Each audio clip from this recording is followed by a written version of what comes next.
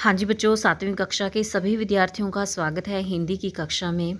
मेरी तरफ से आप सभी को सुप्रभात, नमस्कार। कैसे हो आप सभी? बिल्कुल ठीक ठाक हो? बहुत अच्छी बात है भी, आप लोग ठीक ठाक हो। और आज ये जो आप चित्र देख रहे हैं, इनके बारे में हम पढ़ने वाले हैं। तो कौन है ये सभी, जानते होंगे इनके बारे में? हाँ जी, इनका चित्र देखते ही आप सभी को पता चल गया होगा कि ये कौन है, क्योंकि ये एक ऐसी महान शख्सियत हैं जो किसी भी परिचय की मोहताज नहीं है। हाँ जी, तो ये हैं हमारे देश के अभूतपूर्व राष्ट्रपति अब्दुल कलाम आज़ाद। तो आज हम आज़ाद जी के साथ जो अंतिम दिन था, जो लेखक के द्वारा बिताया गया था, उसके बारे में हम जानेंगे। आखिरी दिन क्यों कहा है?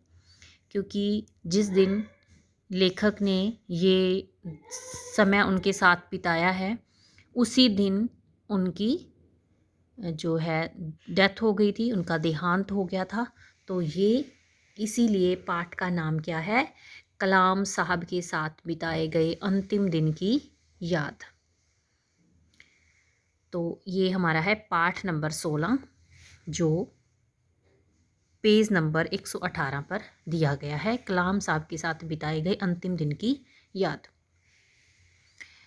प्रस्तुत पाठ मिसाइल मैन कहे जाने वाले देश के सर्वाधिक लोकप्रिय राष्ट्रपति, लोकप्रिय जो लोगों में प्रिय थे, एवं वैज्ञानिक श्री अब्दुल कलाम जी के व्यक्तित्व पर प्रकाश डालता है और उनके चारित्रिक गुणों को उजागर करता है। तो ये हमारे देश के ऐसे राष्ट्रपति थे जो मिसाइल मैन के नाम से जाने जाते थे, क्योंकि ये पेशे से एक वैज्ञानिक थे। बारिश के मौसम की यह उड़ान 2.5 घंटे की थी। मुझे उड़ान के दौरान होने वाली हलचल सख्त नापसंद है, ये लेखक बता रहे अपने बारे में। पर कलाम साहब को उनसे कोई फ़र्क नहीं पड़ता था। जब कभी वह हवा में थिरथराते हुए हवाई जहाज़ से मुझे दहशत में आया देखते, खिड़की का पल्ला गिराकर उसे ढक देते और कहते, लो अब तुम्हें डर वाली कोई चीज़ नहीं दिखेगी। इससे क्या पता चलता है कि उनका जो स्वभाव था बहुत ही साहसी था, है ना। वो किसी उड़ान से या किसी प्रकार की कोई परेशानी से विचलित नहीं होते थे। आगे है, उस रोज़ हवाई यात्रा के बाद हमने भारतीय प्रबंधन संस्थान शिलांग तक 2.5 घंटे कार में सफ़र किया। 5 घंटे का हमारा यह सफ़र बातचीत, चर्चा और बहस में व्यतीत हुआ। अर्थात लेखक और कलाम जी के बीच में बातचीत भी हुई, चर्चा भी हुई कई मुद्दों पर, और बहस भी हुई। अपने अपने विचार उन्होंने दिए। पिछले 6 वर्षों के दौरान हवाई जहाज़ और कार से हमने जितनी भी यात्राएं एक साथ की, यह उनमें सबसे लंबी थी। जितनी खास मेरे लिए पहले की गई यात्राएं थी, उतनी ही खास यह भी थी। विशेष रूप से 3 बातें हमारी इस अंतिम यात्रा की अमिट यादें साबित होंगी। तो हमने इन तीनों विशेष रूप से जो बातें हैं, वो मुद्दे हैं, उनके बारे में पढ़ना है आगे। तो एक प्रश्न है, लेखक का सफ़र कितने घंटे का था? कितने घंटे का था? 5 घंटे का पूरा उनका जो ये सफ़र था। आगे है, पहली बात है ये, ठीक है। पहली, कलाम साहब पंजाब में हुए हमलों को लेकर बहुत चिंतित थे। निर्दोषों की जान जाने से उन्हें बहुत दुख था।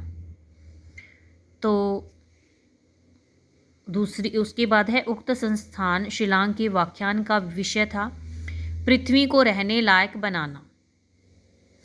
उन्होंने पंजाब की इस घटना को विषय से जोड़ते हुए कहा, ऐसा लगता है कि मनुष्य द्वारा खड़ी की गई ताकतें पृथ्वी के लिए उतना ही बड़ा खतरा बन रही हैं जितना कि प्रदूषण। तो उन्होंने कहाँ जाना है? संस्थान शिलांग में व्याख्यान देना है, मतलब उनकी एक स्पीच है। व्याख्यान क्या होता है? स्पीच। उन्होंने स्पीच देनी है, उसका विषय क्या है? पृथ्वी को रहने लायक बनाना। हमने इस बात पर चर्चा की कि हिंसा क्या होती है? मार धाड़ करनी, है ना, लोगों को मारना। प्रदूषण और मानव द्वारा असावधानी पूर्वक की गई गतिविधियों के इसी प्रकार जारी रहने से एक दिन हम इस धरती को भी छोड़ देने को विवश हो जाएंगे। इस दर से शायद 30 वर्षों में पृथ्वी रहने लायक नहीं रहेगी। वह बोले, आप लोगों को इस संबंध में कुछ करना चाहिए, यह भविष्य तो आपका ही होने वाला है। ये वो लेखक को कह रहे हैं कि लगता है कि अगले 30 वर्षों में पृथ्वी रहने लायक नहीं रहेगी, क्योंकि यहाँ पर इतना ज़्यादा प्रदूषण और गंदगी फैल जाएगी। तो वाकई उनकी बात सही है। अब आपने देखा होगा कि प्रदूषण के कारण कितनी बीमारियाँ पैदा हो गई हैं, है ना, अलग अलग प्रकार की, और जीवन जो है वो बहुत ही दुर्गम हो गया है। तो अगला बेटे पार्ट हम दूसरी वीडियो में पढ़ते हैं।